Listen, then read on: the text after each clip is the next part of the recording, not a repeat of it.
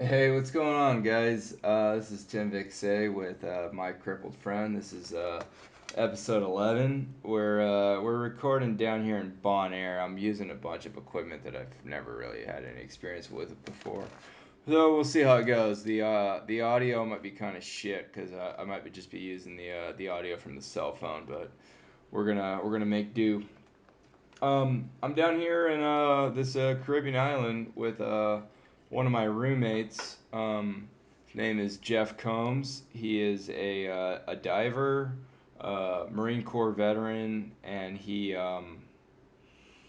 been scuba diving for like 2 years now with the Lifewaters group. So we just wanted to do this episode just as a kind of like an introductory kind of thing, and just let you guys know a little bit more about one of my newest crippled friends. What's going on, dude? How you doing? Hey man, like you said, we're down here in Bonaire. It's paradise, so I can't complain. Is it not like this?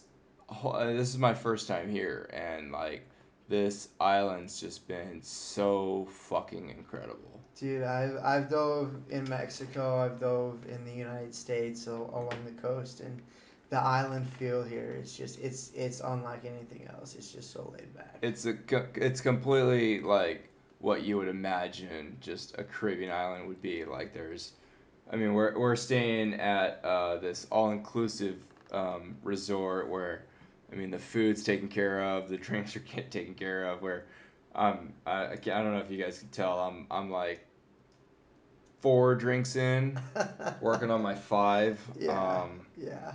But When they're no, when they're free, it's easy, right? yeah, no, you just yeah, and dude, I never would have even imagined that I would have been to an all inclusive joint. Like it was at like growing up the way I did, man. Like we were we grew up poor. And, like I never would have imagined. Dude, I didn't even know where Bonaire was. Yeah. I had to when I signed up for the trip, I looked it up on Google Maps and I was like, oh shit, like we're all the way down near Yeah. Venezuela. Whenever I would tell my friends, they'd be like, "Oh, you mean Bonne Terre, which is a little lake in Illinois that they kept thinking that I was referring to." I'm like, no, we're going down to like South America Yeah. and diving in the South Caribbean. Um, Yeah. you had mentioned before. You've been to we met in Cozumel last year, and that was like your second time on that trip, Yeah, that was my second time. and this is your second time here. Correct. Where else have you dove?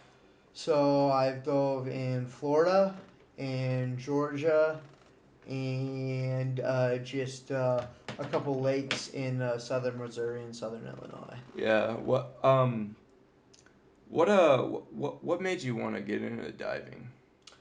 So Charlie Wright, who is the founder of Lifewaters, he was my rec therapist, and I went through the VA program, got released. I was an outpatient, and it took him about 3.5 years of every other month he was texting me, "Hey man, I got to discover scuba.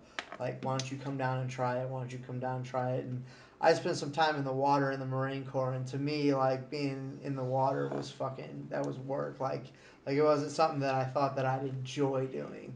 Yeah. And so it took him about 3.5 years, and he finally got me to do it, man. And I tried it, and I dove for the first time in the pool, and then I did all my training. Then I went to the Georgia Aquarium, man. But the first trip to Cozumel, it that's what did it for me. That's what like sold me on the program. Yeah. Yeah, it's and it's great. We get to go on vacation and shit, and fucking we're in amazing locations. Yeah, Like, even if we weren't diving, like this week would still be incredible just because right, the weather's so nice and like it's an all inclusive joint. You got your food taken care of, and exactly, it would be a exactly, great like honeymoon spot to like take a honey out and right, right. but then the diving is just a plus, man. Yeah, and so for me it was the people, man. It was I've been part of You talking about like the Lifewaters group yeah, or the Lifewaters group. Yeah, I've been a part of church groups and sports teams in high school and all that growing up, and man, but just the quality of people, not the heart that everybody has here. They're all here to help, and they're here to help us. And man, it's a very humbling experience when you Yeah. get that many people that are there to help veteran disabled divers just take a dive trip and to get to experience something that honestly, man, I don't think I would have experienced. I don't think I would have gotten to do what I'm doing now if it hadn't been for my accident. Yeah. And so to meet a bunch of people that have that kind of heart, that are there to help you, it's very humbling, and it just makes you want to give your entire self to the organization, to the Oh program. yeah, absolutely. And so that's what really did it for me was the people and the heart behind I don't Lifewaters. I don't think I would have ever scuba dove or dive like unless I was injured. You Yeah, know, yeah, it was one of those things like you would always see like in the movies and everything, and I was just like, oh, that's just like another like rich white person sport that like I have no business doing that. Like, yeah. but after my injury, it was just like finding other ways to like enjoy recreational activities and I tell people all the time. I said I think there are more colors underneath the surface of the water than above, between the coral and the fish and yeah. everything that's swimming around down there, man. It's absolutely incredible, and you're there, and it's just you. You don't gotta talk to nobody. You don't gotta interact with nobody. You just you're diving. You're enjoying the scenery, and man, it's almost kind of meditative in a way because you don't hear there's no talking, you don't hear sounds, it's just you're breathing in and out Yeah. and in and out, and you're looking around and you're just seeing the most beautiful scenery that there is, and so yeah, so it's addictive for sure. I love it. Yeah. The biggest thing for me, man, is like I've um I've played plenty of wheelchair sports. I've excelled in rugby and played wheelchair um, you know, nine ball and Mm-hmm. the slalom at the vet games and track and field and all that. And it's like hand cycling, and I've done, like half marathons. But every one of those things requires wheels, like a Mm-hmm. certain kind of seat and some wheels. Absolutely. Where, like, when you scuba dive, man, it's so awesome to just be free. Right. It's just you and your body, your scuba equipment, and Yeah. like you're just underneath the water. And then, like you said, like you don't worry about anything topside. Like you never if you're underwater and you're thinking about your bills and what you have to do, like and like everything that goes with like living life, like you're underwater and you're just like you're focusing on your breathing. You're looking at your computer. You're looking Right. at like, hey, I'm checking my def. I'm checking my air. How much do I have left in the tank? Yeah. And then you're just like you're just in the zone where like everything in front of you is the only thing that matters, and Exactly. everything else is just like Yep. You're the most literal definition of living in the moment. yeah, absolutely. And I think one of my favorite things is just like when you every time you dive in the ocean, you kind of enter the big like soup bowl, the buffet, and it's like you realize like all right, like man has ruled like land. Right. Like we dominate any creature. We extinct more species than anything that's ever existed on Earth. But when you get underneath the water, you're like, I'm no longer the top of the food chain. Absolutely. Yeah. Yeah. There's 100 things down here that would, if they wanted to, they would absolutely fuck me up. Yeah, it's very humbling. Like I said, one of the dives I've done is in the U.S. in Georgia. Like you've been to the Atlanta Aquarium, Yeah. and getting to swim with those whale sharks, man. Oh yeah. And when you're on the other side of the glass and you're sitting there on land, like looking at them, and they swim past, it's like, oh yeah, that's cool. Like they're just moseying along. But you get in the water, man, and you see how fast you're swimming, and these things come blowing by you, dude, it's a humbling experience. Yeah. You're like, dude, I am just like this small compared to globally, to D- around the world, what these animals are. did you ever get hit with one? Like, So I never actually got hit, but I did the snorkeling, yeah. which I thought was better than the diving because Oh you're yeah. up by the big whale sharks and the big mantas, and so I mean I was closer than me and you, Yeah. to this whale shark, but as his tail just whipped past, man, Yeah. it threw me about 3 feet one direction and 3 feet the next direction. And I turned around and looked at Charlie, and my eyes were about that big. And he just starts busting out laughing, man. And that was the first time that I really experienced the power of the ocean Oh and yeah. the animals that exist in it. Yeah. And man, Monsters. yeah, Yeah.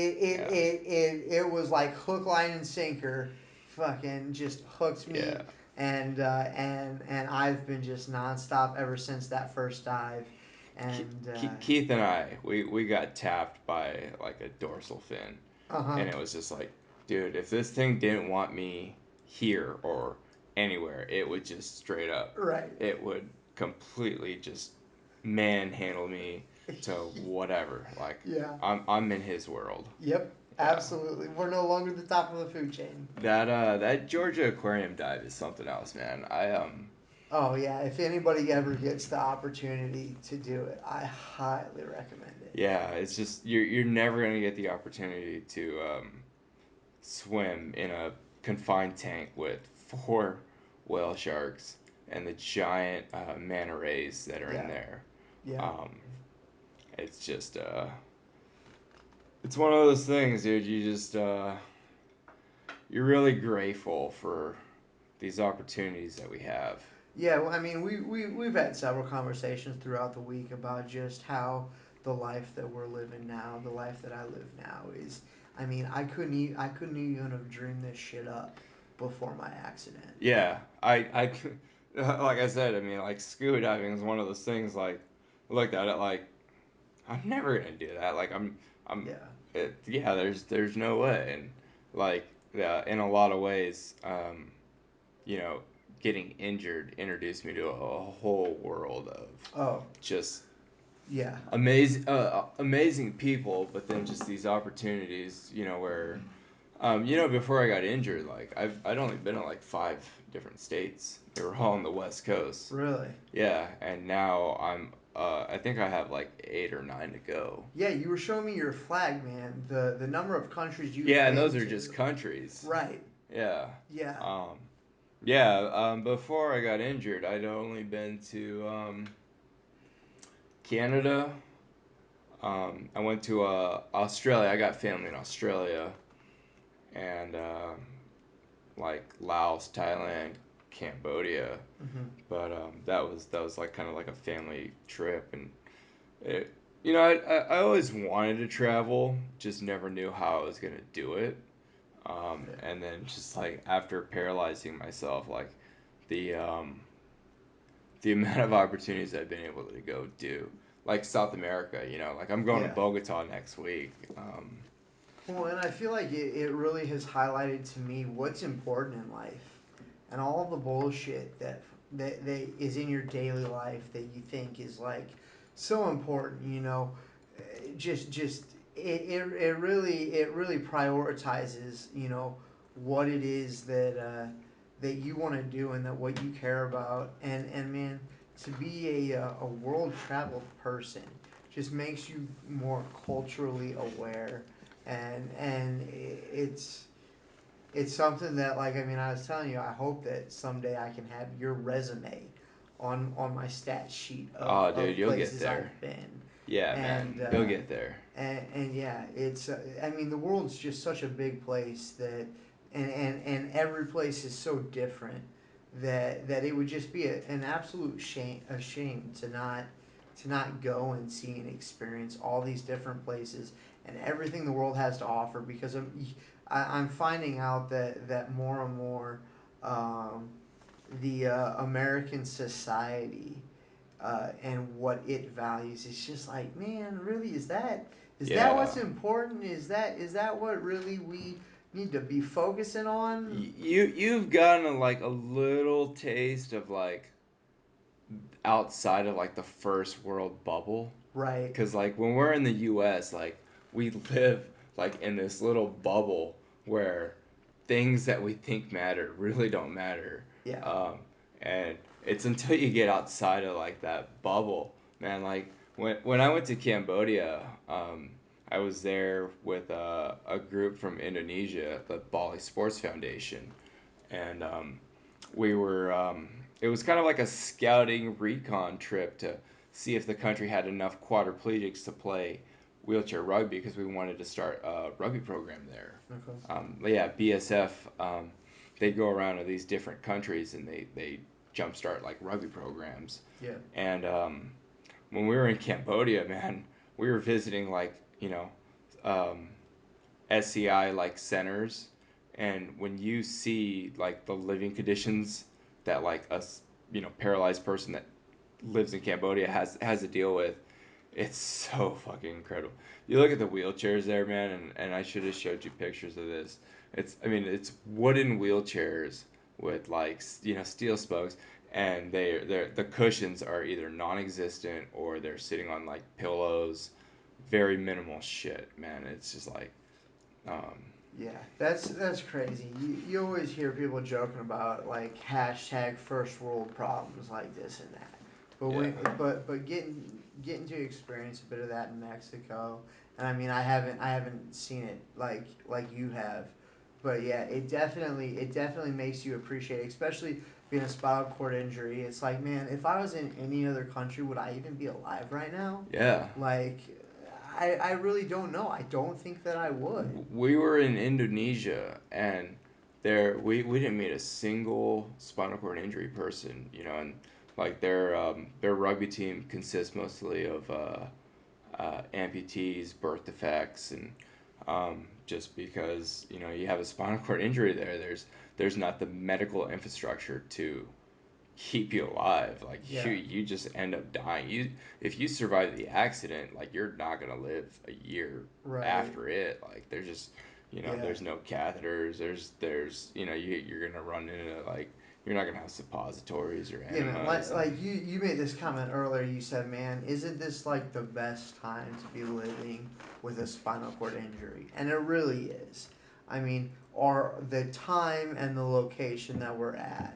Like it's just absolutely amazing, and I can't wait to see what the future holds for the industry of wheelchairs and yeah, adaptive equipment, because it's so far beyond what I thought. When I got injured, honestly, man, I didn't have any friends that were in wheelchairs. I didn't know anything about that world. I'm Like, the same way. so in Yeah, my head, I thought, I'm gonna lay in bed and somebody's gonna fucking roll me over and wipe my ass, yeah, and like that's how I'm gonna take a shower for the next 50, 60 years of my life. I'm like, fuck that. Like, I don't want to live like that.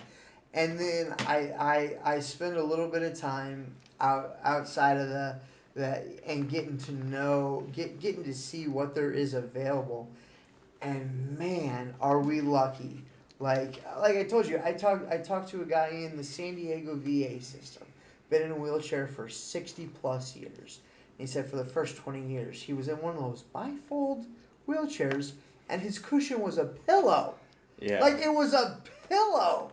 Come on, man. yeah. And now I'm sitting here on a high profile Rojo cushion, and I'm in a custom built wheelchair. Titanium. Like, Yeah, exactly, like titanium I can get wheelchair. in and out of my wheel, or I can get in and out of my car, break my wheelchair down, and throw it in my passenger seat like it's nothing. Yeah. Like, that wasn't a thought 100 years ago. Which, like in Joe Rogan's words, a hundred years ago, that Three that that three was people. like 300 years ago. That Yeah. was three people. Three So a people hundred ago. years ago, that was one person Great ago. granddaddy. Yeah, Yeah. one person ago, we were sitting in wooden wheelchairs and had no life. And here Yeah. we are in the South seas of The South the South Caribbean. Caribbean. Yeah, Yeah. we're in the South Caribbean, and we're scuba diving with, you know, 10 other disabled veterans, and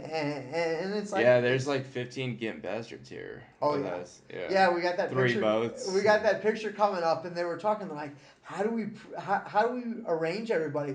I was like, you're gonna have to take a panoramic picture, and they're like, yeah, but none of our other ones have been. I was like, yeah, exactly. Like, how cool is that? Yeah. That we started with just a regular picture, and then we have to do a panoramic picture because there's so many gimps, there's so many crips Yeah. that we've got to take a picture that way. Yeah, It's man. awesome. These trips have just been so amazing. The first one I went on was like Cozumel, Uh-huh. and it was just like the support system we have, and like like the fights having their house there, and then them just opening it up to Right. us, and um, just being able to just get out and not have to like worry about um, How you're like gonna get the around yeah, or like the yeah, wheelchair problems, right. and like you get to, for at 1 week at least, you get to just enjoy it and You just just get to be a person, man. You're right. not a person in a wheelchair. You're like these dive trips, man. You're like everybody else. It doesn't matter. Like if an able-bodied person can do it, you're gonna fucking do it. Like Yeah. Um uh Going back, like, how what was your first like adaptive event that like you went to? Like, yeah, it wasn't scuba diving, right? Like, did you start playing like basketball or like? no, so the first event that I did was Trout Lodge, which is a St. Louis thing. It's a little lake and it's a YMCA location. And there they had like water skiing and golfing and archery and shooting guns, canoeing and kayaking.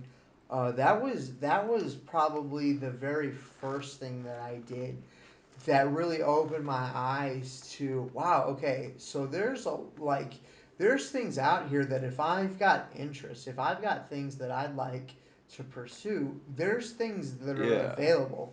Because like I said, I thought I was gonna be living in bed, man. I thought I was gonna have some housekeeper that took me from the couch to the bed and the Yeah. bed to the couch. I thought that was it, man. I thought that was life. And then to get to see that, yeah. So Trout Lodge was the first place that I ever went to, and that's what got me involved in golfing.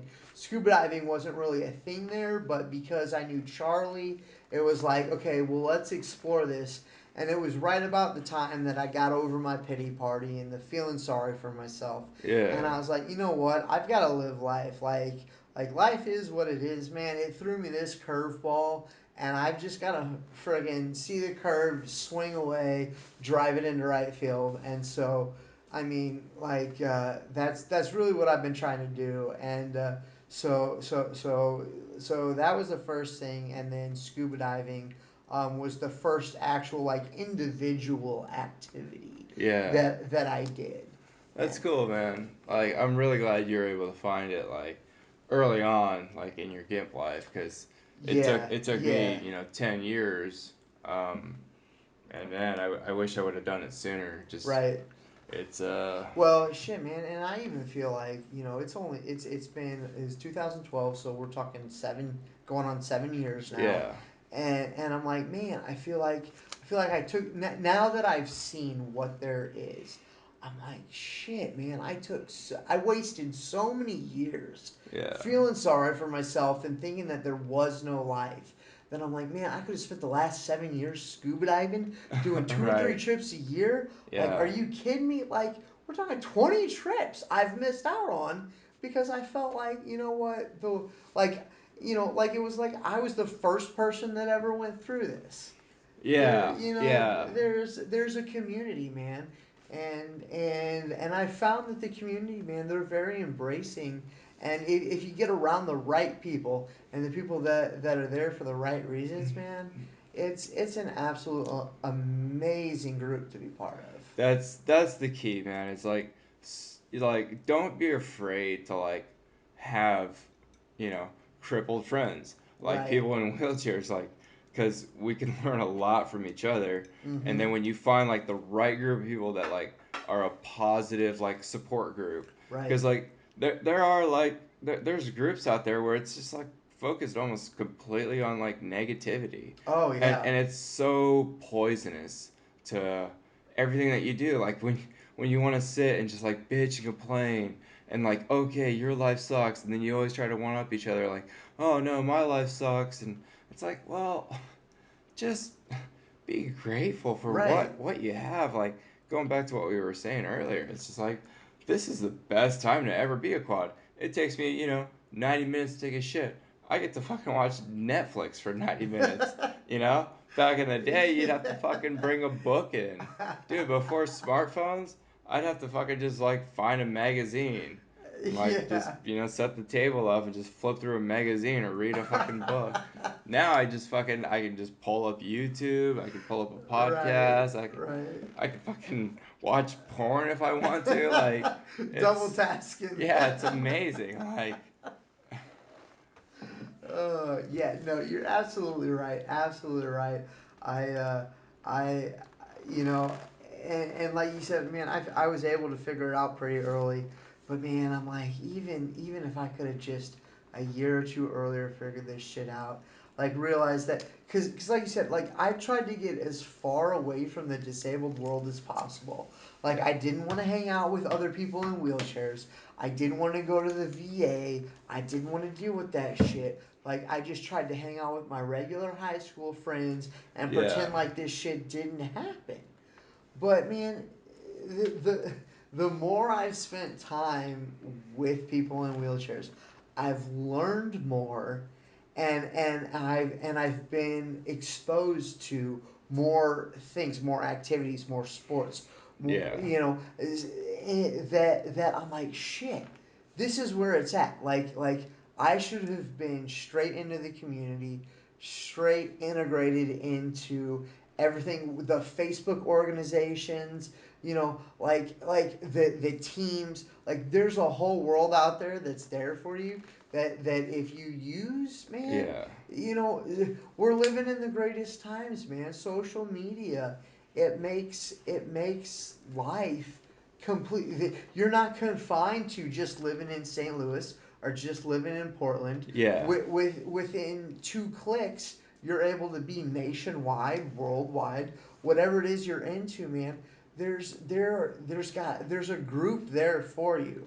Oh, absolutely. Yeah. I mean, like I was saying, like before I got hurt, like I'd only ever been to Washington, Oregon, California, Yeah. Nevada, and Arizona. The furthest east I'd ever been was Phoenix. Uh-huh. And like now, I've from being like in a chair, like I've lived in Las Vegas, lived in Birmingham, um, partially live out like at the Oscar Mike headquarters out in Right. northern Illinois, and um, never would have imagined I would have fucking been in the South, and it's just yeah, it Yeah. was just crazy to just being able to see different parts of the country that I probably would have never seen if I Yeah. would have never been paralyzed. Yep. Same way, man. Same way. Yeah. What's the furthest you've been out west? So I was in a motorcycle accident, and so I was in San Diego when it Oh actually right, happened. yeah, So I started out there, man. Awesome VA, awesome spinal cord center. yeah, Loved everybody there. I mean, we talked about PT, rec therapy, all the people that we know that are in yeah. common. Will Um, Davis, shout out. right, right. Yeah, thank you, Will. Man, I wouldn't be here. I wouldn't be where I'm at without you. So yeah. So still talk to several of those people on Facebook every once in a while. I'll make a post Yeah, and they comment on it. Man, it's like it's good to reflect they're and all and they're see where all you came always at from. the vet games too. So Yeah, yeah. That's it. That's gonna be in Kentucky this year, right? The wheelchair games. Louisville, yeah, Yeah, yeah, yeah. So I'm gonna be there actually with the Lifewaters group. right on. I'll be at the table during the opening ceremony. Mm-hmm. So stop by, take a look, check it out, see if scuba diving's for you. Even if you don't think it is, man, give it a shot. Like we were just talking about full face mask, man. You don't even gotta put the rag in your mouth and the goggles Yeah. no more. Like A lot of it's people tell me like I've always wanted to scuba dive, but like I'm a bad swimmer, and I always tell them like, dude, swimming's only half of it. Sinking is the other half. So Yeah, man. You find that balance point, man. And once you get your buoyancy, once you're Yeah. buoyant, man, who cares if you like? I mean, like if quads can swim, like anybody The can. most amazing feeling about scuba diving is like in Cozumel when you're doing like the drift dives. My Um, favorite. you just feel like you're just flying. Right. You know, like Right. you're completely out of your Well, chair and you're okay. just So we had a saying in the Marine Corps that water is the great equalizer. Now, what that meant in the Marine Corps terms is that somebody that lifts weights that can do 60 pull-ups but is a terrible runner, or someone that can run a PFT 3 mile in under 18 minutes, you put both of those guys in water and they're equal. yeah. Now, to me, what that means is someone with a disability, somebody that's a quadriplegic, a paraplegic, you put them in water and their function increases. Their social confidence increases. And you put them around all these other able-bodied people.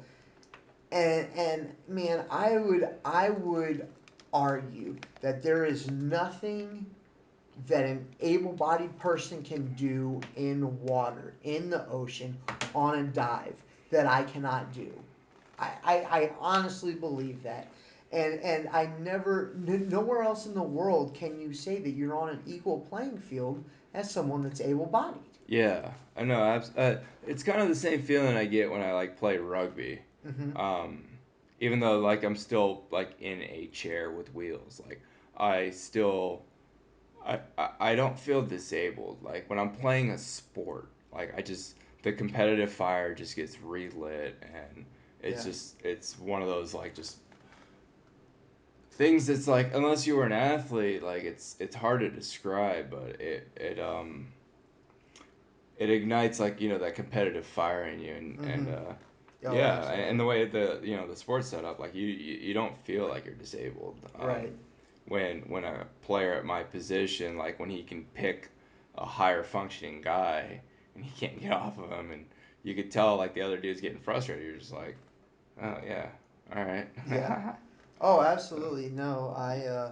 you play wheelchair lacrosse. Yeah, man. So we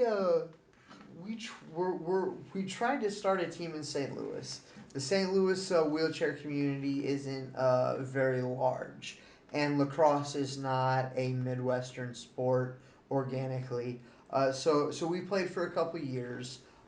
We did some traveling tournaments in the USA lacrosse wheelchair lacrosse league. We're kind of in a free fall right now, having a hard time finding people that are wanting to play. But yeah, definitely is something that helped me to also find myself in competitive sports like you played rugby.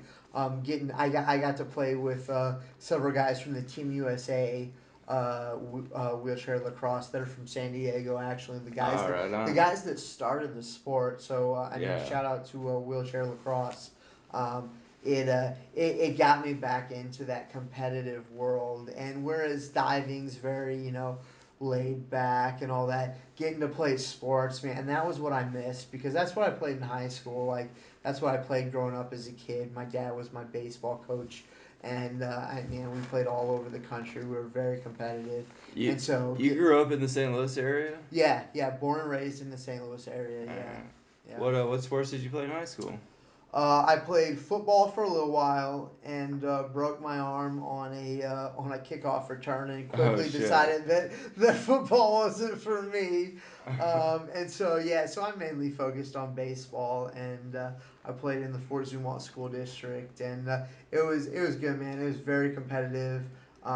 Actually played with several guys that ended up playing in Major League Baseball. So that was pretty cool to get to see those guys excel and perform in that arena. So yeah, so baseball was the number one, the main sport that I Yeah. played. Have you played wheelchair softball? I have not. I have not. I've Uh, heard about it, but like I mean, I was telling you, I've really only recently kind of gotten back.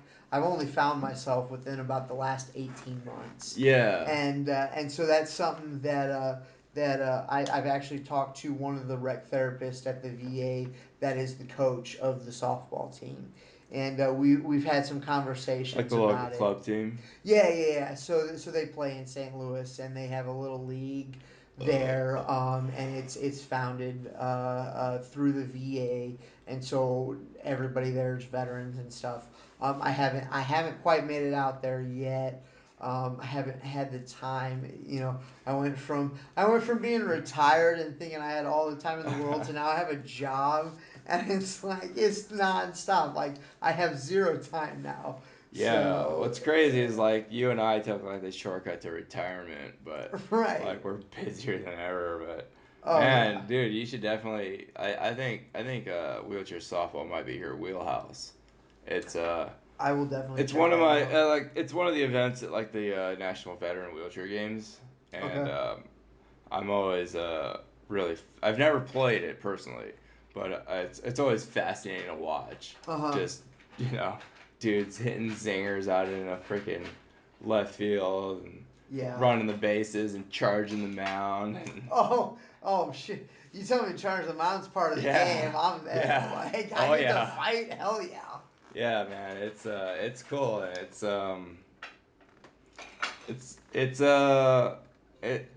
one of the things that makes like the vet games kind of special. It's like those one of those like unique sports where you get to see a variety of fucking things. Like Yeah, I actually my first experience with the vet games was last year. Like I had never been involved in that, had never played any of the sports or anything like that, and I actually happened to be on a Lifewaters dive.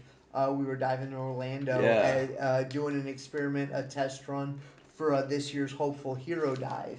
And they both just happened to be in Orlando, and so I was checking it out for a day, and man, it was so much bigger than I thought. It wasn't just like 15 vets like sitting around trying to half-ass play sports, man.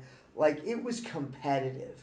Like there's guys of every level there, and no yeah, matter what your injury level, you're gonna find a competitive group at the wheelchair games, and that blew my mind. yeah. Um, and even like the competitive side, like it's great having like the bragging rights. Um, Right. and like, hey, I got fucking way more medals than you. Like, what happened? Like, or like, Yeah. dude, I beat you in 9 ball. Like, what's going on here? Exactly. You Like know? like we gotta have something to shit talk about. Yeah. You're not signed up to go to Louisville this year?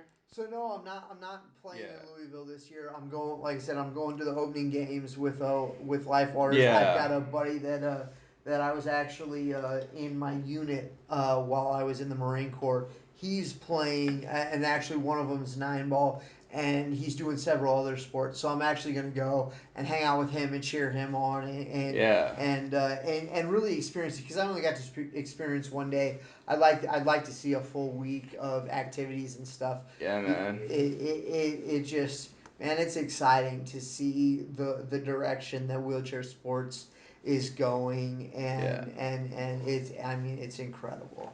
Make sure you try to stay for there's usually like about midway through the games there's a thing called Kids Day. Kids Day. Yeah, and it's Okay. like they find disabled children in that community, Hmm. and then we set up like hoops for them to shoot ball on and little obstacle courses and like it's kind of like a really good like humanitarian like community outreach program. Can you imagine what them little kids are gonna be like in 10 years playing that sport? Yeah, well, it's like you're their hero. Like, That's you, incredible. you probably haven't been playing like wheelchair sports long enough, but there's kids that I know that well, there's one kid from Kansas City. The guy's only I think like 11 or 12, but he plays wheelchair rugby, and every time he goes out there, I mean, he was born with his disability, and he's just out there having a blast, and like guys like us, we were kind of fortunate. Like we got to live a pretty good life, and Yeah, had we got to 23. Yeah. experience like Marine Corps boot camp and School of I'm not sure that would Infantry, and consist as good life, yeah, but yeah. All right, we just actually the fucking laptop just died, but Is that what that ding was? yeah, I got my phone's recording on the backup, so we're just gonna continue this. But Okay. yeah, so these microphones don't really fucking do shit no more. But yeah, no, it's cool because like there's another kid from like Jacksonville, um, and when I first met him, you know, like 8 years ago, the guy was only like 13 years old, but you know he's one of those cases where he's born with his disability, um, and had to deal with all that, you know, and then he just got into sports, and it's cool just watching dudes grow up, and like the guy's in college now, and he's a state champion in track and field, and it's Yeah. like the wheelchair community is just one of those things. It's just like, dude, we're so fortunate to have Oh, what we have now. And yeah, no, I mean, like we've said a million times, I have a better life now than I ever could have had as an AB. Absolutely. There's no doubt in my mind about it.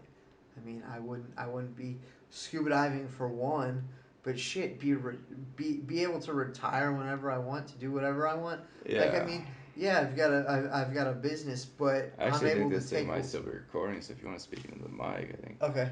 Yeah, I mean, yeah, I've got a small business, but I'm able to take a week off here and there. Like, Yeah, that wouldn't be possible if it's like about the bottom dollar. And it's like, you're not gonna make payroll if you don't work this week. yeah, I mean, we're able to do that, and hopefully grow that business into something that can give back to the wheelchair community, and that can send guys on dive trips or sponsor sports teams yes, or buy and sports equipment, or right, exactly, anything like that. It's exciting, man. I really think that as the awareness grows, as it becomes more and more popular, that it's just gonna explode, man. I think there's lots of people out there like me that until a few years ago, man, didn't do anything, and yeah, I think we're gonna be able to find and capture these guys at a younger and younger disability age until we get to the point that, man, we're able to find guys that are in the hospital right now that aren't even outpatient yet and get them tied into sports so that there really is no loss of life. Yeah, man, there's a little transition. You have to play in a chair versus running around with your legs. yeah, But I mean, the same premise, the same competitiveness, the competition level is why we're there. We're there to compete. We're there to prove that, hey, we're better than you on this given day at this given time. yeah. And I think as awareness grows, man, wheelchair sports, it's just gonna skyrocket.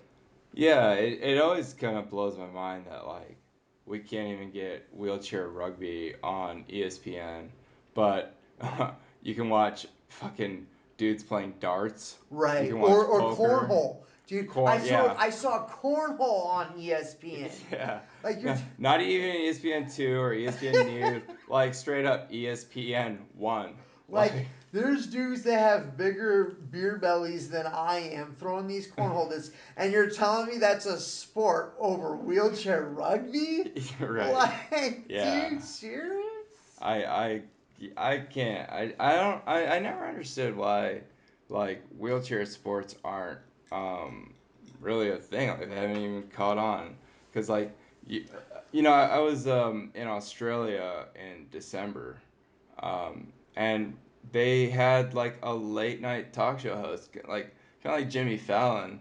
The dude was a single leg amputee, and he had like a CP guest on the show, and one of his co-hosts was born with like this birth defect where he's got like crab claws and shit, and like it was kind of weird, but it was cool to watch like a late night TV host, you Right. know, with a disability. Like mainstream. Yeah, and yeah, this was on just like their version of NBC, Mm-hmm. and it was just crazy, just like, and the guy was like, cracking like handicap jokes, and Oh, I those was are my just like, favorite.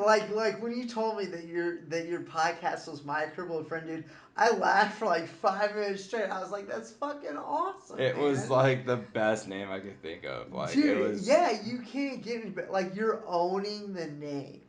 Like yeah. that's like that's just fucking awesome, I didn't know it was kind of like a taboo word. dude. Um, But I never man, looked at it that way. right, right. Like it's not though. Like I think it's taboo in the circle of people that are a generation older than us. Like for us, man, for like since Iraq, like I feel like that's really where the differentiation came from in 2000 2001 era. It's like fucking crippled. Yeah, it's just a word. It's like we're Yeah, not gonna let it define us. We're not in just a wheelchair and we're never gonna fucking be out of it. Like, yeah, no, man, we're gonna take the name. We're fucking gonna own it and fucking show you. Okay, so you think I'm crippled? Well, check this shit out, motherfucker. Like, look what I can do. yeah, yeah. No, it's just I don't know. It seems like people are just they take words too literally, and it's Right. like like Why let it define you're you? not supposed to say crippled. You're not supposed to Yeah. say retard. You're not supposed to say like faggot, and Own it's it. like Own it. Why are you gonna let that one word? It is literally just it's sounds coming out of your mouth. that's all it is. Why would Yeah, you let that define you? Like, it's a sound like yeah, it's a whatever. Like bunch of noises. Why would you let that keep you from doing anything that you feel like doing? yeah, Absolutely. it's like the intense, and um, no, I wanted to name the show like My Crippled Friend just because I wanted to highlight like the show we never really focused on disabilities. Like we just want to just shoot the shit, and it's like Yeah, two buddies who happen to be in wheelchairs. right. We We're like talking about life. yeah, exactly. Yeah, no, like you were talking about Left Coast Eats, man. I was listening to your podcast earlier, man. Talking to another guy. He's fucking a fucking real estate agent and all this shit. He's got a fucking YouTube channel and fucking doing all that. Like, man, While you're doing that, I'm gonna actually take a piss. And I think we got camera off. I got a bottle. I'm gonna just piss into. hey, man, I've been there, so no worries. But yeah, so getting to see and getting to experience all that shit, man. I loved it. It was it's exposure that like they always say small business helping small business. They got all the buy local and shit like that. Well, shit. Well, we're a wheelchair community, man, and fucking we're supporting each other and doing all that shit. So I'll be fucking checking out Left Coast Eats on YouTube, man, and just help. Just helping to grow the community because it's absolutely incredible seeing some of the things that I've seen over the last few years. Yeah, So, well, like speaking of small businesses, like you started your own t-shirt printing company here just recently, right? yeah. About 6 months ago is when it really kind of started gaining traction, and I got a buddy, Matt Bay. Shout out to Matt Bay, awesome woodworking dude. If you checking him out. Anyway, he uh, he kind of built me my website and helped me get kind of just the apparel business. I mean, you're part of Oscar Mike, man, and so y'all are well established in the community. But it was something that I was recently just kind of turned on to, and it kind of struck a chord. And prior to my injury, I was really into fashion and clothes and shit. All right. And I would have yeah, never guessed that. oh, dude, man, if you look back at the pictures of me, like I was down in San Diego nightlife at all the hot clubs, like in a nice express button up and a blazer, What? Really? Oh yeah, dude, wearing wingtips and whatnot. Oh yeah, man, I was into fashion hardcore. I would have taken you for just like a skater, dude. Dude, yeah, no, I was like that. That was my go-to back then, man. And then the injury happened, and I kind of figured out where I was, and not that that wasn't me at the time because it was, but it's just like anymore, man. I've grown past that, and I'm not living to impress the girls and try to be the best looking dude on the strip and whatnot. And so shit, man. I wanna wear some comfortable T-shirts that say something that believe the same thing I do, and kind of give my opinion about certain topics without having to say anything. And so yeah, so that's how Lima Charlie started, and that's where we're at now. Yeah. For those that don't know, Jeff just started a t-shirt printing company called Lima Charlie Clothing Company. Right. And it's like I'm wearing one of their shirts right now for the show, and it's one of the more comfortable shirts I have, and that's coming from a guy who works with the Oscar Mike Foundation. It's on par. I'll give it that. I don't know if that's gonna get me into trouble, but fuck ever. Well, thanks, man. Yeah, no, we're not worried about the bottom line, man. It's not about making money. I said if Lima Charlie supports itself, I'm ecstatic. And if we start doing well, and we're able to sponsor a Lima Charlie dive team, and whether that be sending military guys, sending veterans to different dive locations to dive with Lifewaters or whatever, or whether it just be paying for a veteran to do some pool time and to get certified. That's kind of that's part of the reason that I started. I mean, I'm not saying we're a nonprofit by any means. I mean, I do make money off of the shirts, but that's really, honest to God, that's not my intention. That's not my driving factor for this. It's if it can support itself, and then start making money for Lima Charlie, and to develop different groups and organizations. That's really what I'd like to do, because I've received so much help along the way. Lifewaters was a huge one. They were instrumental in getting me back out, man. If it wasn't for the founder of Lifewaters, Charlie Wright, shout out to Charlie, man. I love you. You're one of my best friends, man. And if it wasn't for him, man, I honestly I don't think I'd be alive right now.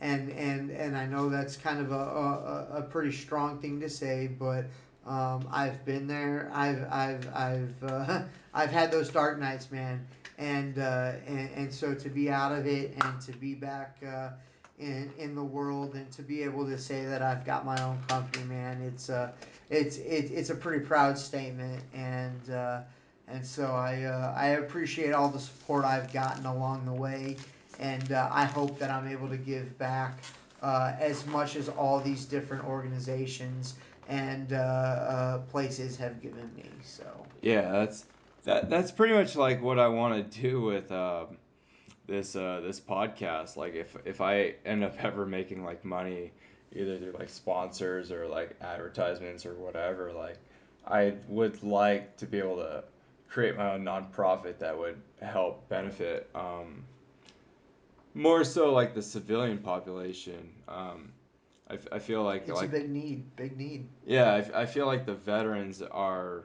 for the most part, like pretty well taken care of. We absolutely hit the jackpot, when we became service connected. But the civilian population, I mean, you really got to feel for them because they're living off of like $700 to $900 a month, Right. having to buy like their medical supplies on the black market, and it's Yeah, it's fucking sad because like we live in like one of the most richest countries in the world, but we can't even take care of like yeah. our sick and our needy.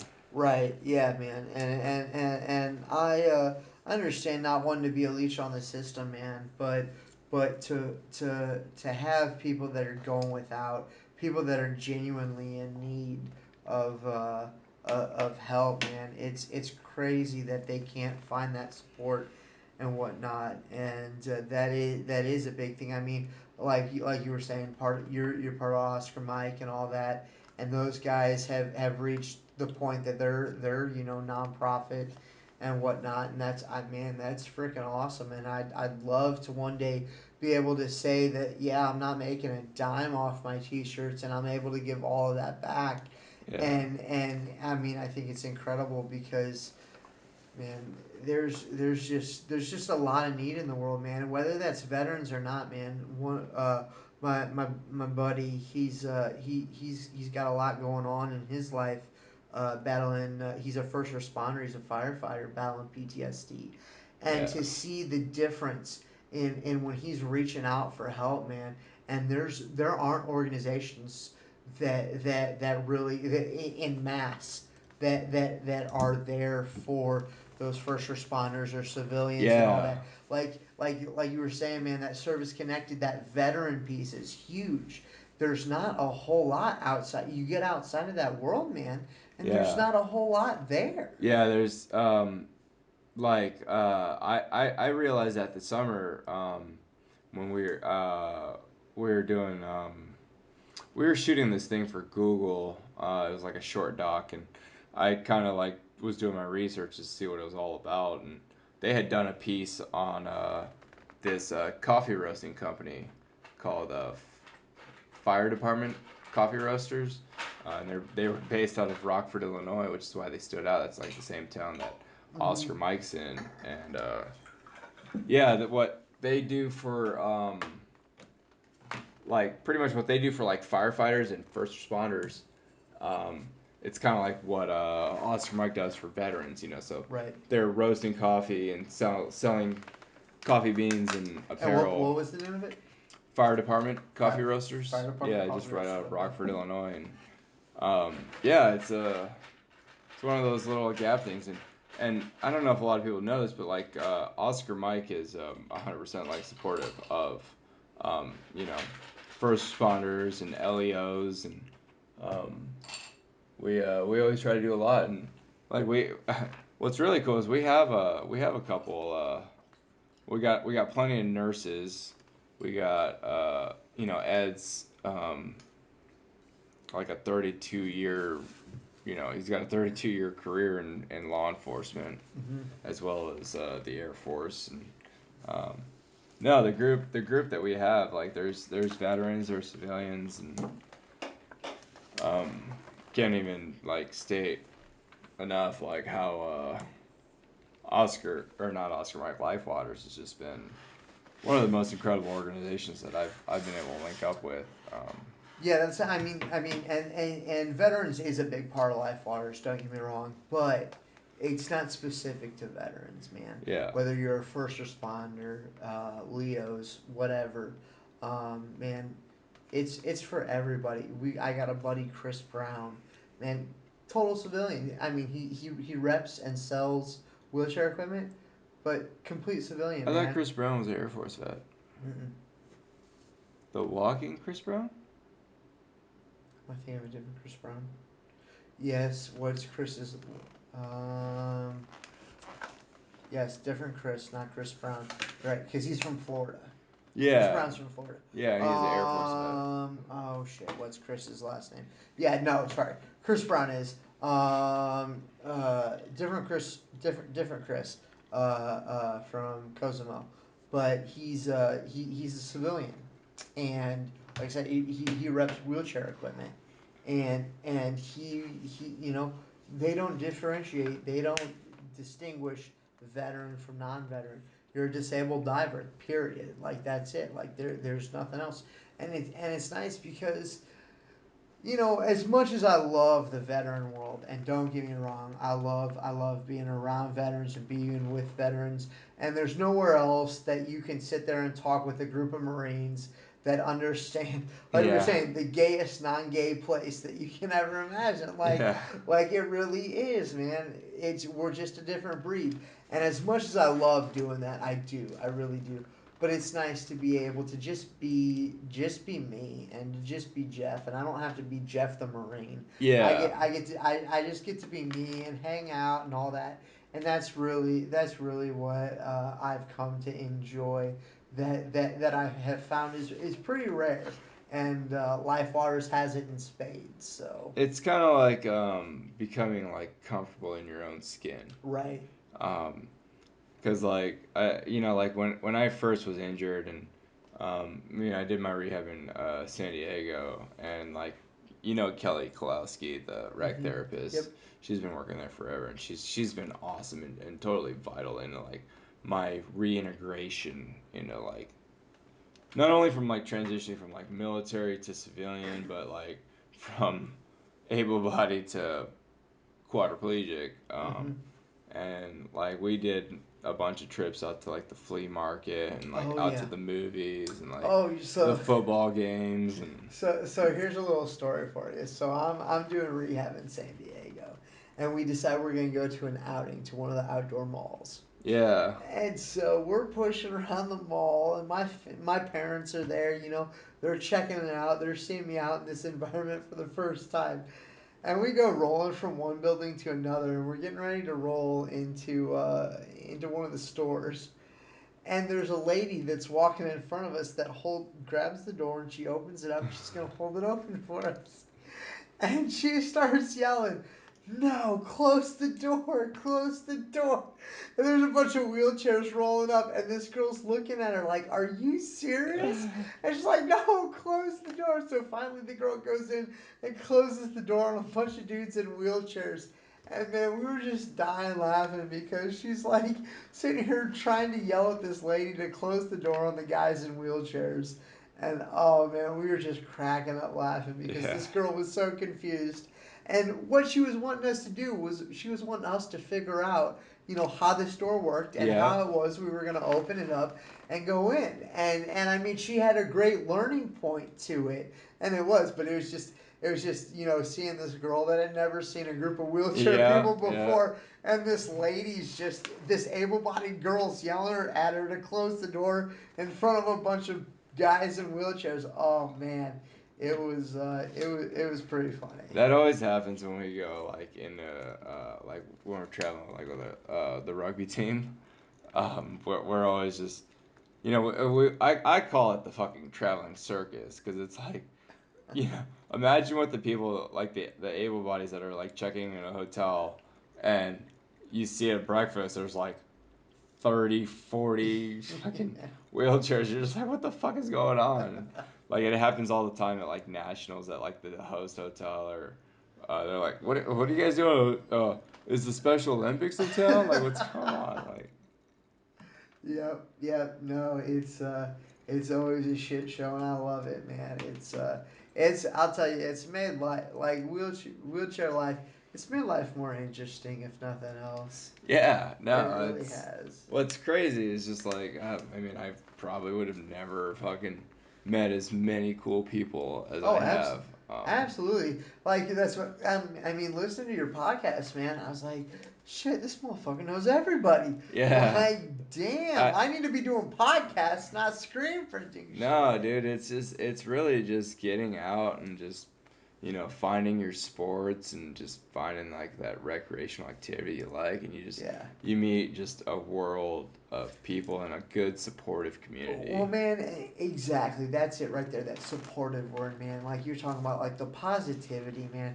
There's too much positive shit going on in the world. Like we You were mean talking, negative? There's too much negative shit going or on. sorry. Yeah, there's too much negative shit. Yeah, like we were talking about our one of our favorite comedians, Tom Segura, talking about how just there's so much negative shit going on in the world, and man, these positive people, man, we just need to get out there and spread the positivity. Like the people that are negative are spreading the negativity because there's way more positive in the world going on, Yeah, and wouldn't it be amazing if everybody could adopt that lifestyle and just try to be a little bit more positive than they are negative, and just contribute to the world instead of subtracting from all the great things going on. yeah, no, dude, I feel that same way. Like it's the more and more I travel, like I realize, like we're all kind of the same people. Right. You know, there's no reason for all this hate and like we're both damn proud like Americans, Right. but like I wish more people would realize like instead of identifying yourselves with like what country you're from or what state you're from or what religion you are, it's like we're all humans. You know, we're all Right. on the same rock together, and it's Right. like I feel like we can. I don't know. I feel fucking really like preachy right now, but like, I think Preach it, brother. Preach it. if we can set like all of our stupid fucking differences aside, like Right. the things that we can accomplish, Well, like like so what that always reminds me of is the movie Independence Day. And yeah, like aliens come and they start attacking at 8 different locations across the world. yeah, And and everybody they just joins together as one to fight the aliens. yeah, Why do we have to be fighting aliens to join together like that, man? I don't get it. yeah, I don't understand it. And I mean, everybody's got their own culture, and not that I'm wanting everybody to be one religion, one culture, one identity. But man, there's just like, why do we have to fight the way that we do? Why does the Middle East have to be, unsettled and in as much turmoil for the last 150 years since modern equipment and modern weapons have been, you know, discovered and made? Yeah, no, I don't get it. I don't get it. And not that, I'm perfect by any means, and who knows, maybe this thought process isn't right, but shit, man, I think we could do a lot more for each other and the people that are in need, even more so than us.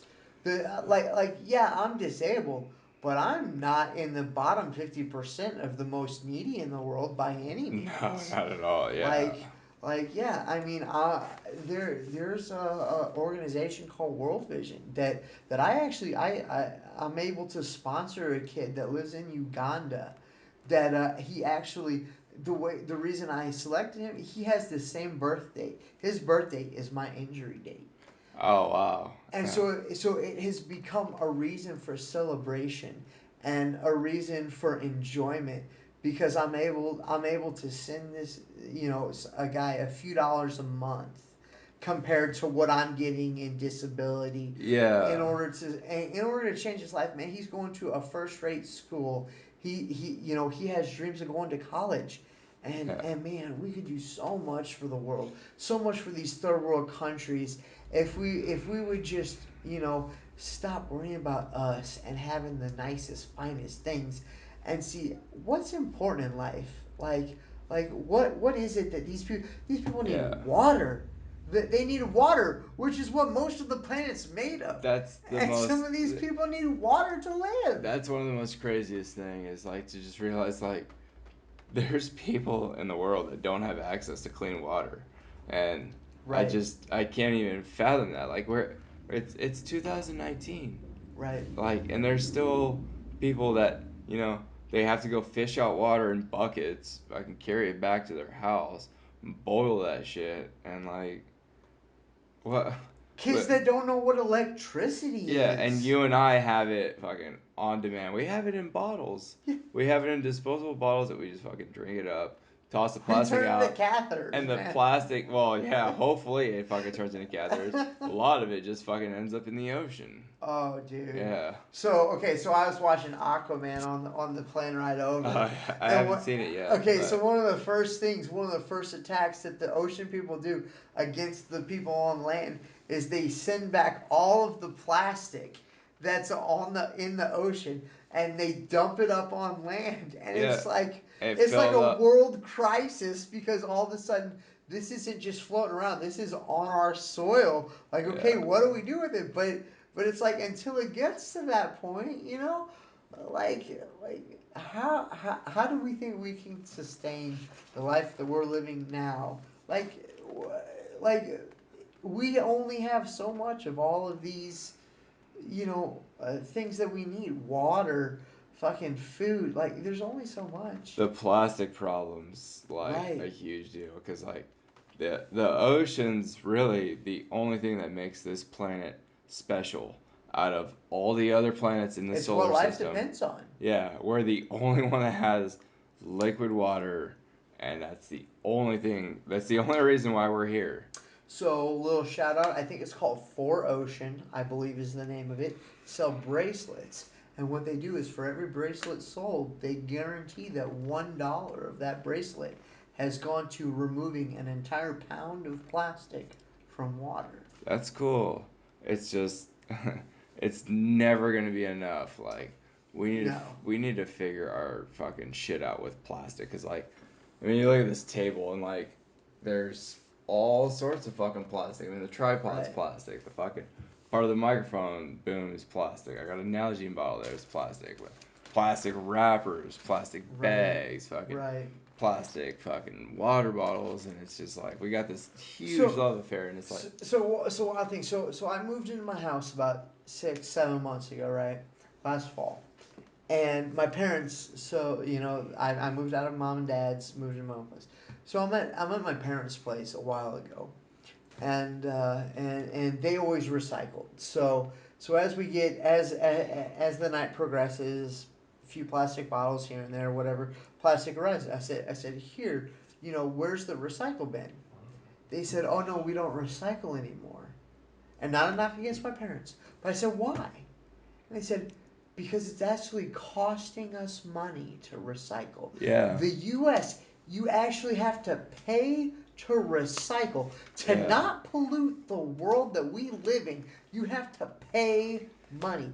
How crazy is that? Insane. Yeah, we don't have recycle bins at our house because it costs $5 a month extra. Right. It just does not make any sense to me.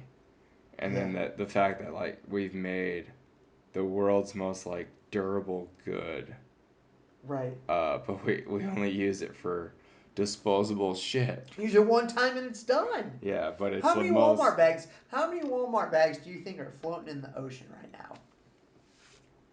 I mean, I'd be willing to bet fucking at least, 1,000 ton, Right. if How that, how probably crazy is more. that? And then when you realize that like a bag fucking weighs a fraction of an ounce, like, Oh, yeah, dude.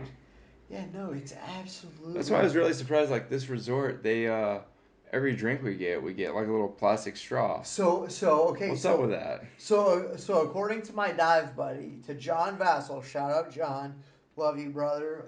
Thanks for diving with me this week, putting up with my shit.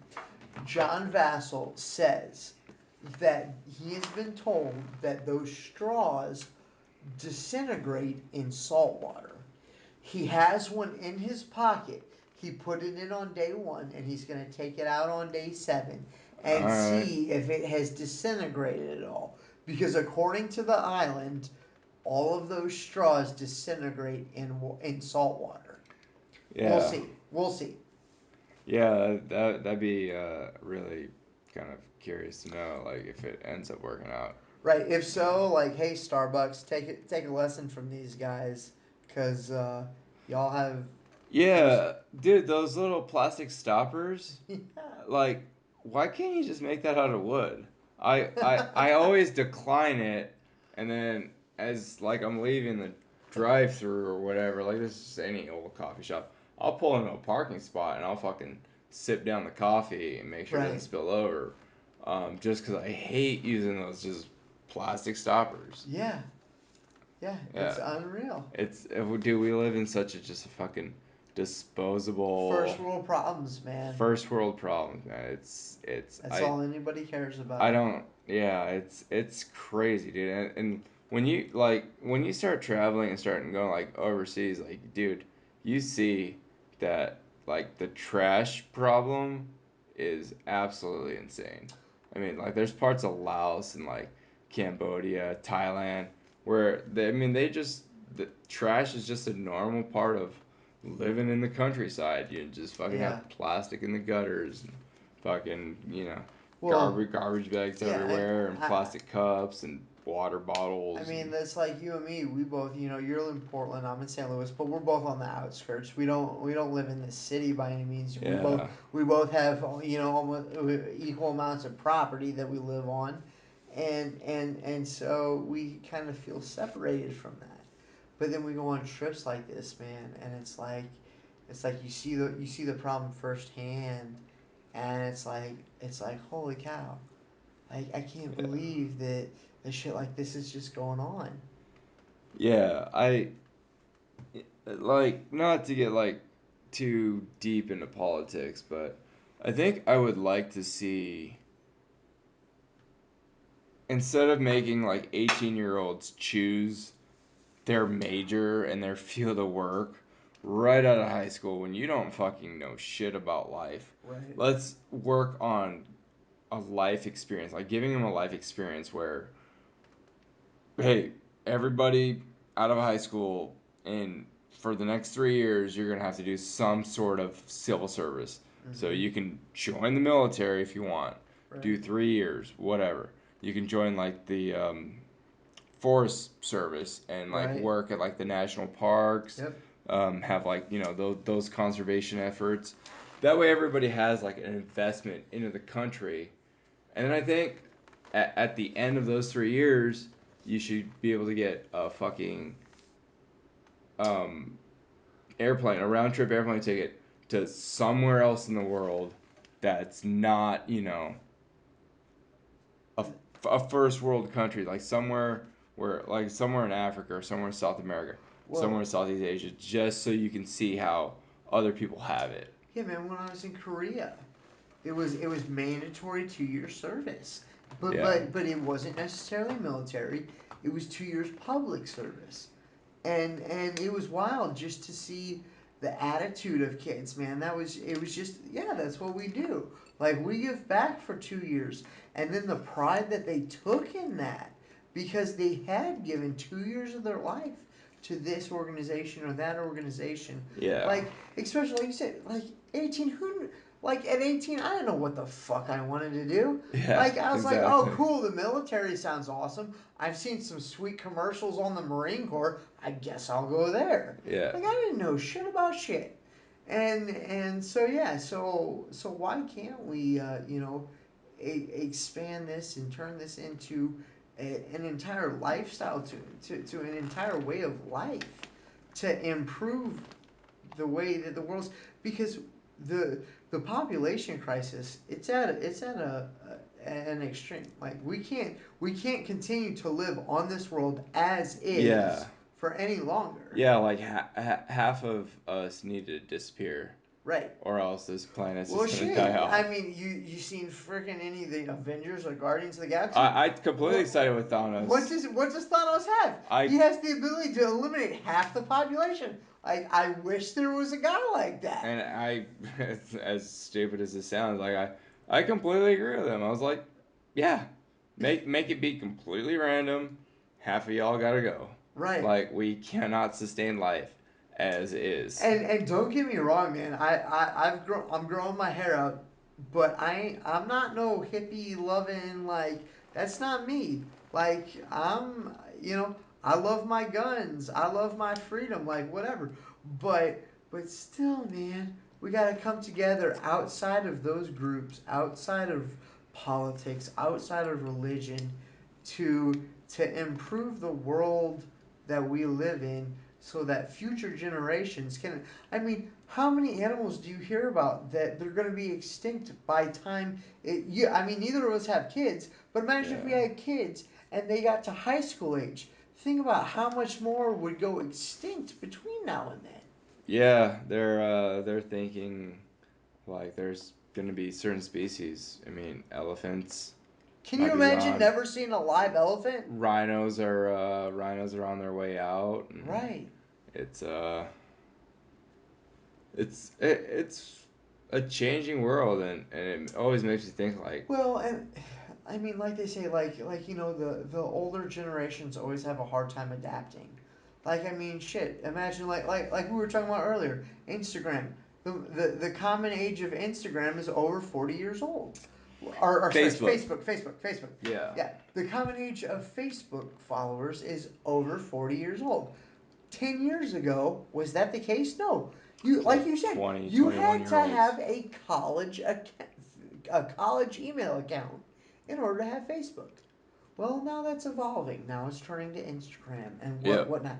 But it's up to us if we want this to turn into societal change. If we want things to actually happen, man, we're at the age now, and I've only and I don't want to come across like a crazy hippie loving whatever, but within the last 18 months since I've really started living life again, I've realized how exclusive people are as opposed to inclusive.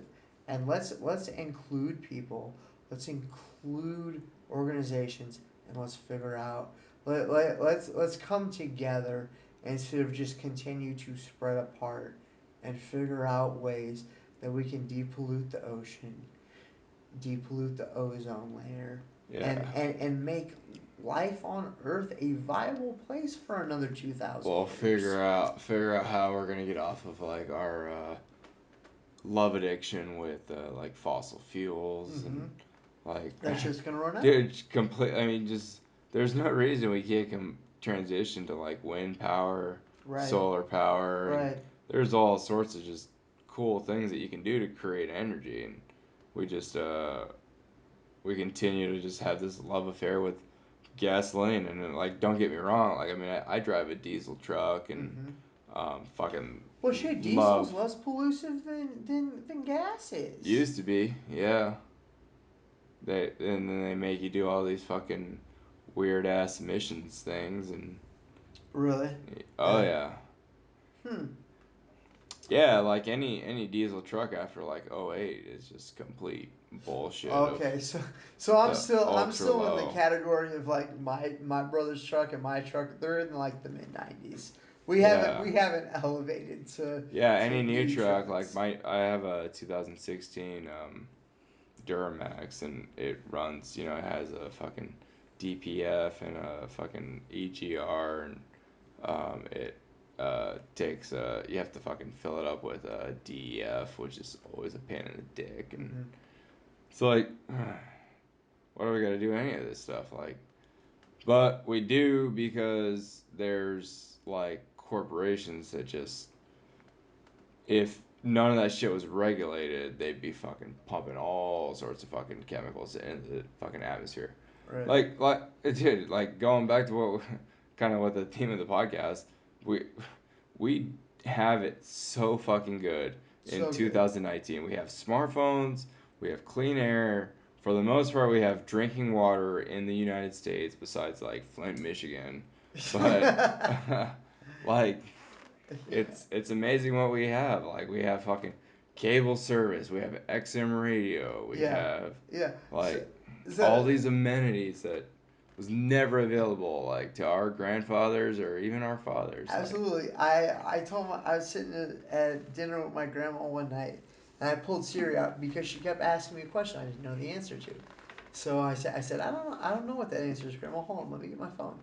So I pull it out and I say, Hey Siri, and of course it pops up, and oh there we shit! go, right there. If you heard that ding, Shut the fuck if up! you heard Siri, Stop listening to us, bitch. the NSA is listening to. The NSA is listening to this podcast. But you say, Hey Siri, and you ask a question, and it's like, you can get the answer. You don't even have to Google search it anymore. And my grandma said, Yeah. she said, if you would have told me when I was your age that I could hold a piece of whatever up and ask it a question and it would answer to me, she's like, I told you were insane. Yeah. That you had taken one too many drugs and that you were crazy. So now, imagine us at, early 30s, late 20s, early 30s. Imagine us at 70. What's the world going to be like? Yeah. And if we don't start taking care of it now, when are we going to start? Have you fucked around with any like VR? So the only VR I've had is I helped film. So we had a dive at the Jefferson Barracks pool where we were teaching an ALS veteran to scuba dive, and they had one of those 360-degree cameras, Yeah. and they recorded the whole dive. All right on. They very recently have done whatever editing or whatever computerized stuff needs to be done to where they can play that on a projector, to where you put on those goggles and you look around and you see whatever, and whatever the person in the goggles sees is projected up onto a screen. Yeah. Very soon. I have not seen that video, but I do know that Lifewaters is right there at the very cutting edge of it, and that they are doing that. Yeah. VR, man. Like, I bought a Oculus Go, which Yes. it's just like it's a goggle set. Everything's all there. You don't have to put like a phone in or hook it up to the computer or any of that like bullshit. It's just a standalone unit, and like, dude, it's so cool to watch like Red Bull TV or like the National Geographic Oh, I channel.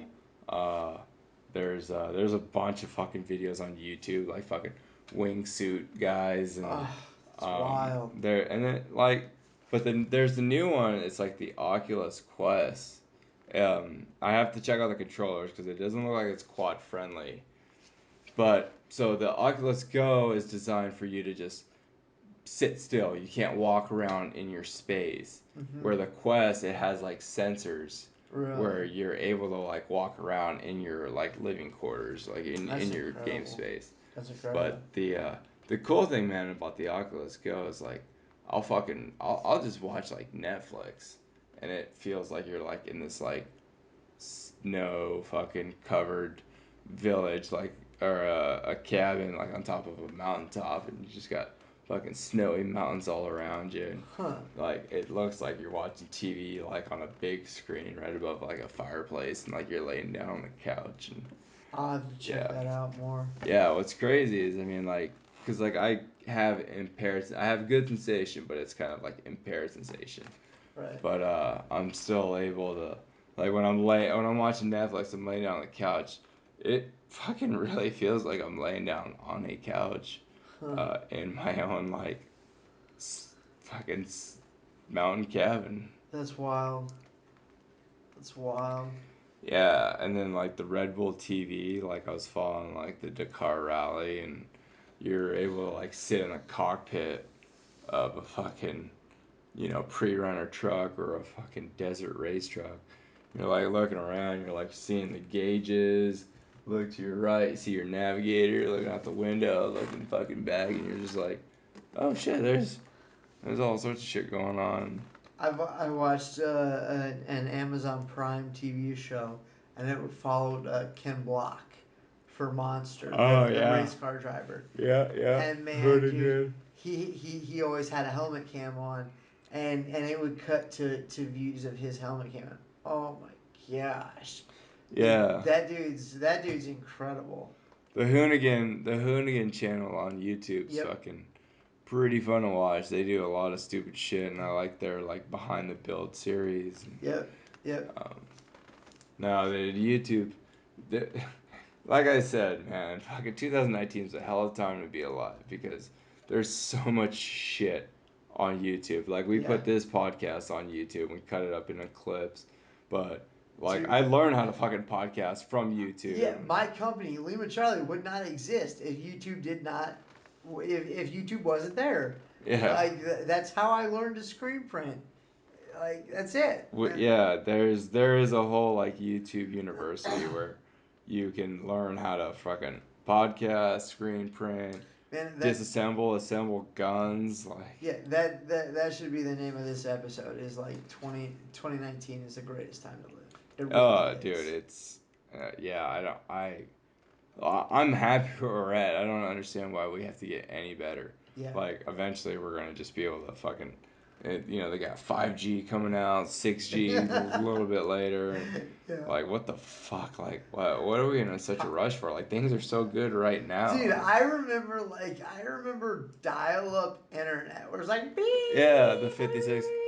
Yeah. Yeah. And then someone had to like, if someone wanted to use the telephone, like, You had to hey, get off the yeah, internet. get off the internet. Like I'm expecting a phone call. It wasn't even like I know there's a phone call coming in. Like it's like I'm expecting a phone call, and like most people didn't even have caller ID, and you still had like Yeah. *69, *72. What was Yeah. the one to like block your numbers? I was like you like dial *74 or some shit. Then the number Yeah, like that yeah, blocks you, and like like kids nowadays can't even imagine answering the phone without knowing exactly who's yeah, calling. or calling like a girl that like you were Uh interested huh. in, and then her pop's picking up, and you're like, Right. "Hi, Is Jessica there? yeah, can I talk to Katie? I want to talk to Katie. Oh, hi, Mr. Anderson. Yeah. Can I talk to Katie?" Oh, Yeah. yep, And then yep. even like siblings listening in on the other line and shit, or doing the Absolutely. bullshit, like the three-way calls. Where did you ever get those, dude? I got those like a bunch of times where like a chick would call me and be like, "Hey, it's Kayla, whatever. Um, just wanted to talk and yada yada. Did you know that like Jessica like kind of has a crush on you?" And Jessica is fucking secretly listening on the other end. She's got her fucking Yes. hand over the mic piece, and she's and Yes. then you're like, yeah, Jessica's kind of cute, whatever. And like Jessica's on the other line, just fucking listening. You're just like, whatever. That Like, was when three-way calling was like brand yeah. fucking new. I was still too fucking just dumb and just completely I retarded was to just figure out. after, man. I was chasing Yeah. tail at that point. That's all I cared about. Yeah, and then yeah, you get cell phones coming along, and then picture messages, and then Yeah. now you got fucking smartphones that are just like the most incredible piece of fucking Dude. technology Dude, on the world. smartphones are gonna put photographers out of business. Like with my company, man, we're all social media. But all my social media shit that I do, I produce that content on my iPhone. I Yeah. take the picture, I edit it on my iPhone, I put it on Instagram on my iPhone. Like there's no need for a photographer anymore. Yeah, this the sound of this podcast, I'm using some new equipment. I can't even tell if this fucking voice recorder is recording on the It's SD card. blinking, like it looks Yeah, good. and I'm looking at the levels, and it's fucking going off, but I might be uploading the audio from this backup recorder on my smartphone. And it's like, it's Yeah. just fucking kind of weird. Oh yeah, man. The Like future that we have, man, it's like, it's here. yeah, Everything, yeah. everything that we, like, kind of, because you were born in, what, like, 89? Yep. Yeah, like we still kind of had like the old gen where there's like console video games that weren't hooked up to Fucking things, yeah. and like I still remember going to like the arcade. And, Oh yeah. what's really insane is like most kids today don't know how to drive like a stick shift. Dude, have you seen the Volkswagen commercial where they park the car in this city and the guy walks away, he's like, aren't you gonna lock it? He's like, no, it's a stick shift. And he just walks away. Because so few people nowadays know how to drive a stick shift. Yeah. I didn't know until I joined the Marine Corps. I learned in the Marine Corps how to Oh drive a stick really? shift. Yeah, yeah, I didn't know Yeah. before then. The only I didn't have an automatic car until like I was injured. Every car I had was manual Oh man, transmission, man. I'd give anything to go back to a manual transmission, man. Yeah. Was To some of the best dreams I've ever had, like as a GAMP, is I'm driving my old 5 Series. It's a 1988 5 Series BMW.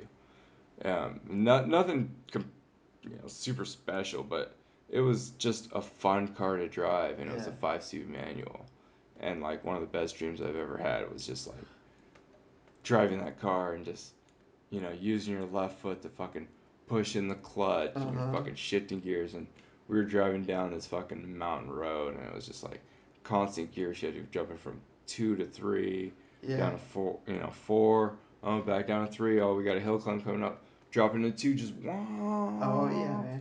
That's what I loved about riding motorcycles. I love banging through gears. Yeah, yeah. The gear thing's fucking just one of those. And like the paddle shifters, more so for like paras and guys that have like hand function. Yeah. Paddle shifters just don't do it for me. Like, and Right. that's one cool thing. Like I never really rode like street bikes, but I loved riding, like ATVs Uh and huh. dirt bikes, and just yeah, using all four of your limbs to fucking operate a machine. It's just one of those things. It's like kind of like a symbiosis. Like you become Yep. like Part part of. of yeah. Yep. Kind of like I guess I mean fucking kind of like how we are with this wheelchair, Right. where it just like becomes second nature. Like we could swap chairs right now, and I would feel completely awkward in yours, Right. and you'd feel weird in Oh mine. yeah. And that's like how I've always felt like with cars. Like even I mean, I guess even now, I fucking love both of the trucks that I have, and just driving and just like having like especially when I drive the diesel, and like I have the exhaust brake on, you're like going downhill and you like kind of tap the brake, fucking closes that Uh, butterfly valve, and yep. like yeah, man, I fucking I love driving, and most of the time like when I have to travel, it's like, well, can I road trip there? Right. If I can road trip there, I'm not even gonna One fuck of with the the best perks airlines. of living in Missouri is, man, even West Coast, East Coast doesn't matter. I'm halfway there. Yeah, yeah, that's what I loved about like living in Birmingham, Mm-hmm.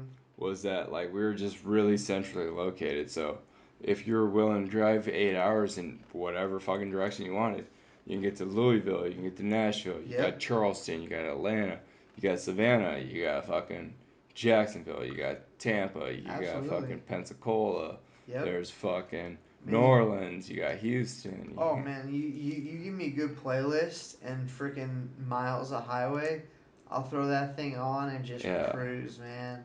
I Yeah. don't even listen to music anymore, man. I just No. listen to like podcasts. Uh huh. Yeah, I hate like the new generation of music. There's not a lot of bands out there that I It's not like. music anymore, man. It's Yeah. just electronic sounds. Yeah, it's formulated like pop country, and every song that you hear on the FM radio is like written in a boardroom. It's like, "Oh, are we going to check off the box of Right. like like when you write a country song, it's like, did we mention beer?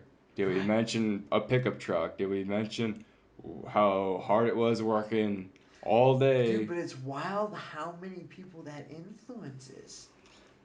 It's It's like these people don't think for themselves. it appeals to the lowest common Yeah, denominator, they and just it's it's just mass appeal. That's all it is. yeah, dude, fucking FM country is just such horseshit. I cannot believe that it's pretty much hip hop package for white people. That's all it is. Like you're just talking about, working in the field. You got off work. You're fucking gonna go home, put on your Wranglers, and go meet your honey and drink Yeah. drink some beers and fucking make love in the fucking bed of a pickup truck. It's the thing, dude. The thing about country is like the old school country. Like those guys fucking live that life. Right. And Right. to really appreciate country music, like you have to let life fucking kick you around for a little bit. Mm-hmm. You get that life experience, like, and Yep. like I mean, guys like Merle Haggard, like Merle Haggard's fucking. He spent a couple years in prison, San Quentin prison. Right. People Yeah, think that all these people, the first time they try something, that they become instantly famous, and it's like, no, these motherfuckers have yeah, been grinding for years. yeah. They haven't had followers. They've had fucking 5 Facebook friends and shit like Well, that. the biggest scandal now, like in Nashville, would be like, oh, Jason Aldean cheated on his wife. It's like, dude, that's like standard operating procedure for Right. fucking outlaw country guys to have three, four, five girlfriends. They'd go on these fucking benders, and fucking believe me, they were fucking, Yeah. anytime they'd fucking go into any country, they, oh, another fucking town, Not different even kind of country, groupie. different city, Yeah, different state. different Yeah. fucking groupie every time. Like, Yeah. yeah, country music's just like, it's been so fucking pussified. It's such a sad Yeah. state. So. All right, man. What do you think? I don't even know if we fucking recorded any of this, but I imagine we're over like an hour. Yeah, yeah, man. Let's call it a night. Yeah, Get to some diving tomorrow. of course, man. Yeah. Great guys. I heard Charlie talking. I think we're gonna try to get the other boats out onto that wreck dive. Are we? So Okay. make sure you check with your like buddy diver. The dive master's probably gonna tell you no penetration, but Fuck that. just a tip. Just a Just the tip. tip. Just the tip. Yeah, I was gonna do it, but my dive buddy was kind of hesitant about it, so I was like, all right, dude, we don't have to, but Yeah, I just gotta get a few beers on my dive, buddy, before we go. wreck diving is right up my wheelhouse. Yeah, I very much look forward to wreck Yeah. diving and rebreather diving. I mean, like, I would love to do cave diving. It would have to be with someone I completely trusted and Right. someone that was professional enough to, bring my gimp ass into a cave Yeah, because you and me both. that shit is fucking. It's legit. It's scary as fuck, but the I mean, rewards. yeah, I mean, people dive all the time from that. Yeah. Like it's like when that big rescue was going on a year ago. In Thailand or. Yeah, in Thailand. Yeah. I mean, Yeah, they lost a two Navy SEAL. expert divers, a Navy SEAL died. It was only one. It was just that Navy SEAL. Is that what? Okay. Yeah. Yeah. So he died, freaking, and that dude's probably a way better diver than I'll ever be. Yeah. Yeah, And what's absolutely. crazy is he died setting tanks for everyone else, and he knew he was gonna die, and he was like, I'm just gonna still Right. continue the mission, and I'm gonna make sure that these kids get out of there. Right. So shout So out to that guy. selfless. Yeah, Yeah. absolutely. Yeah. But yeah, no, do some good diving tomorrow and finish the week off strong for sure. Right on, man. Well, thanks for doing this, dude. Thanks for having me, It's man. been great. Now we'll have to get you back on the show again. Hopefully, I'll figure my shit out, and I don't know what kind of audio we're gonna upload, but That's all right. That's all right. Friggin' technical difficulties is part of the mission. yeah, it's a learning curve. So, anyways, guys, thanks for tuning in. We'll catch y'all next time. This has been Tim with my crippled friend, and we are out.